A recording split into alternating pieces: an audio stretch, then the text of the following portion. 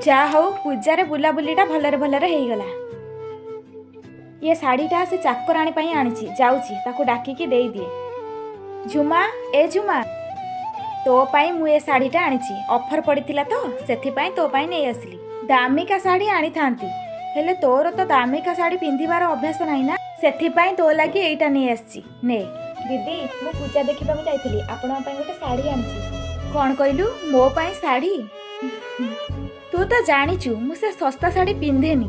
ନା ଦିଦି ଶସ୍ତା ନୁହେଁ। ହଉ ଦେଲୁ ଦେଖିବା। ଆରେ ଏ ଶାଢ଼ୀଟା ତ ମୁଁ ଦେଖିଥିଲି ଆଣିବି ବୋଲି ହେଲେ ଏ ଶାଢ଼ୀଟା ତ ବହୁତ ଟଙ୍କା। ତୁ ଏତେ ଟଙ୍କା କୋଉଠୁ ଆଣିଲୁ? ଦିଦି ମୁଁ ବହୁତ ଦିନ ହେଲାଣି ପଇସା ଜମା କରି ରଖୁଥିଲି ଆପଣଙ୍କୁ ଏଇଟା ଦେବି ବୋଲି।